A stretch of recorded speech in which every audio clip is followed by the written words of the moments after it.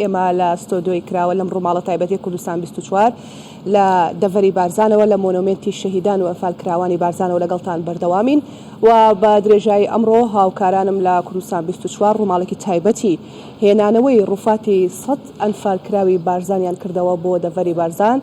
ئێمە میوانێکی تایبەتمان لەگەڵدایە، پێم خۆشە زیاتر کاتەکە بم بەوە جۆمان لەو بێ بزانین هەستیان چۆن بووە، داواکاریان چییە، چۆن ژیان دەگوزارێنە لە دوای ئەو کارە ساتەوە. پێم خۆشە بچمە لای میوانەکەم بۆی جۆمان لێبێ. مامۆستا بەخێر بێ، بەڕێز مامۆستا مەلا ئەیوب کە سوکاری ئەنفال و هەم مامۆستای ئاینی ناوچەکەشە زۆر بەخێراتن دەکەین. هاوخەمی خۆمان دەرەبڕین جارێکی دیکە لەم کارە ساتەدا و لەم ڕووداوە مێژوویەدا کە بەسەر دەڤەری بارزاندا هاتووە. ئەمانوێ بزانین ئەمڕۆ چه هەستێکتان هەبوو کە بۆ جاری سێهەمە وەجبەیەکی دیکە لە ڕووفاتی ئەنفال کراوەکانتان هاتەوە بەردەستان. ئێمەش سوپاسان دەکەین، بەخێر بێت سەرچاوە. بە حەقیقەت ئەوڕۆ کە ڕووفاتی ئەو 100 ئەنفالە گەڕایەوە ئەو منتەقە هینایەنەوە ئەو منتەقە، ئەمە خۆشحاڵین. هەرچەندە سەرخۆشیش لە خۆمان دەکەین، بەڵام خۆشحاڵین بۆ گەڕانەوەی ئەم ڕووفاتانە. ئەمەش خۆی لە خۆیدا پەیامێکە بۆ ئەو کەسانەی کە دژایەتی لەگەڵ بارزان دەکەن. بە حەقیقەت هەمومان گوێمان لێ بوو سەدام حوسێن چی گوت دەرحەقی بارزانیەکان چی گوت. بەس ئەوڕۆ کە ئەو جەماوەرەی لێرەتان بینی کە سوکاری ئەنفالتان بینی، ئەو خەڵکەتان بینی لێرە سەر بەرزانە پێشوازیان لە کەس ڕووفاتی ئەنفالی خۆیان دەکرد، ئەمە خۆی لە خۆیدا پەیامەکە بۆ ئەوان کە بارزان هەر دەمینێ ئینشاءڵڵا. ڕاستە بارزان پیشەی قوربانی دانە لە قەدیمیشدا لە سەردەمی شێخ عەبدوسەلامی بارزانیدا کە یەکەم کەسی ئەم منتەقە بوو لە بن پەتکی سێدارێ تەنەزل بوو دوژمنانە کرد و ڕوحە خۆ کرا قوربانی. ئەوە قوربانیدان پیشەیە بارزانیانە ڕاستی. جا ئەوێت بێژنێ خۆی پەیاما جەنابێ سەرۆکشی وازەح بی، ئەوێت بێژنێ مە بارزانی هەنارنە جەهەنەمێ یان نیەتیان خراپە بەرامبەر بارزانیان، مەسیرێوان لەوان باشتر نابێت یەت کە گوتەی دێ بارزانیان نێرینە جەهەنەمێ خۆین چوونە جەهەنەمێ. باشە مامۆستا مەلا ئەیوب، باسی ئێواکەی کە دوژمنانی بارزانیەکان چاویان هەڵنایە بە بارزانەکان، منیش ئەمێ پرسیار لەسەر ئەو بکەم بۆ خۆت دەزانی هیچ ناوچەیەک و هیچ گوندێکی کوردستان نەماوە کە نەکەوت بێتە ژێر چرتنووکی دوژمنان و تۆباران نەکراوێ، بەڵام جیاواز لە هەموو ناوچەکانی دیکەی کوردستان بەتایبەت ناوچەی بارزان قوربانێکی زۆری داوە. یعنی هۆکاری ئەمە چییە؟ بۆچی ناوچەی بارزانەوە چەندەیەکە کە ئەم تۆبارانکردن و ڕاوەدونان و ئەنفالکردنی ناوچەی بارزان دووبارە بۆتەوە؟ بۆچی بە دیاریکراوی ناوچەی بارزان؟ خۆی بارزان ئەستوونی کوردایەتیە. ئەستوونی کوردایەتی یعنی چه؟ یعنی ئەتوخانیەک دەکەی بە چ ڕادەگری؟ بەو ئەستوونەی ڕادەگری. بارزان ئەستوونی ئەو خانیەیە، ئەو کوردایەتیە. ئەگەر ئەستوونەکە ڕخوا حتمما هیچ نامینێ. جا بۆیە دوژمنەکان یعنی تەرکیز دەکەنە سەر بارزان و بارزانیەکان. ئێستا ئەو کەسانەی کە لە 83 هەموو جینۆسایدکران چی بوون؟ و پێشمەرگە نەبوون و چەکدار نەبوون، خەڵکی سیڤیل بوون، یعنی لە ئوردوگای قوشتەپە و لە حەریر و لە دیانە و لەوانە دەژیان. باوەڕ بکە یعنی کەسانی ئەوها بوون ڕۆژانە قوتی خۆیان پەیدا دەکرد. یعنی هەر بەس بوو یعنی ڕژێم تەرکیزی کردە سەر ئەوانە و ئەوانەی گرت و ئێدی قەتل جەماعیان پێکرد، چونکە دەیانەویست نەسلی بارزان نەمینێ. توانیانەوە بکەن؟ حتمما نایانتوانی و ناشتوانن، لە داهاتوشدا ناتوانن، چونکە مێژوو سەلماندیدی کە مەئساتی بارزان زۆر بووە.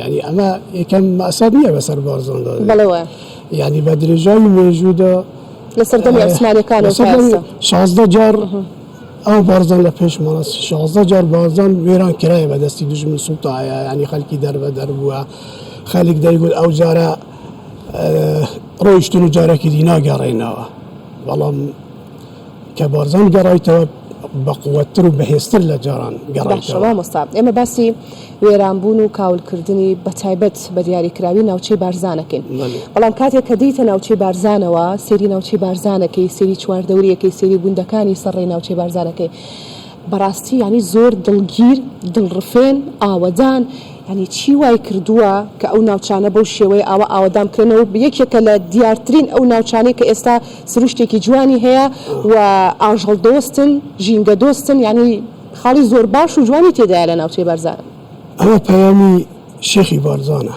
مەشیخەی بارزانە یعنی ئەو منتەقە بە خۆی طبیعەت و سروشتی جوانە خۆ ئەوها خەڵقی کردیە بەس تەکیەی بارزانیش لە قەدیم و ئەو يعني توصية كريا وكبرين الحفاظ على البيئة سروشتي كي بيتا باراستن جالو دبيني أو سروشتا باريزراوا استاش داري بارزان جينجاي لهم دفرة كاني دي كردستان جاواسترا براستي أو بشاهدي أما سروشتا كيتي يا خلق كيتي ويلي كردو ما مصطفى خوي طبيعتي خلق كاش تأثير خوي بالي خوي مروفی بارزانی بەڕاستی طبیعەتێکی هەیە یعنی ئەگەر بێت چونکە ئاوارەی زۆری دیتیە دەربەدەری زۆری دیتیە ئەگەر ڕۆژێکیش بچیتە جێیەک جێ خۆی خۆش دەکە ئەو جێی لێ دەبی خۆش دەکە منتیقەی بارزان کەی خۆیان خۆی ئەمە لەمەوەی ئەو 20 ساڵەدا ئەم تەتەوراتە و ئەم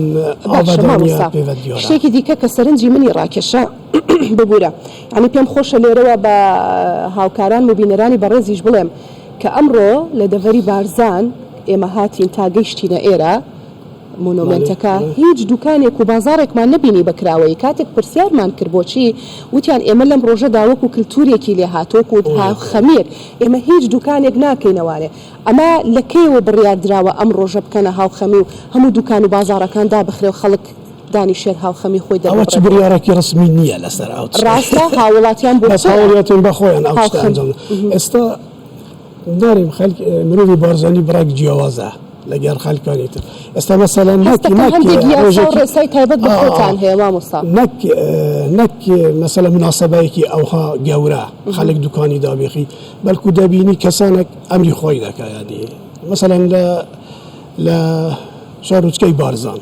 کەسانێک ئەمری خۆی دەکە و خەڵک هەموو دوکانی قەپا دەکات و دەستە سەر گۆڕستان واتە پەیوەندی کۆمەڵایەتی ئەمە خۆی مرۆڤی بارزانیش پەیوەندی کۆمەڵاتی لەگەری بەڕاستی ینی ڕەحمی زیادە چی وای لێ کردووە ئایا ئەو هەموو ئاوارەی و دەربەدەرێ کاریگەری کردوتە سەری کە بەو شێوەیە متعاتیف و پەیوەندی کۆمەڵاتی توند و تۆڵکایە خود نەخێر هەر سروشتی خەڵکەکەی وا بووە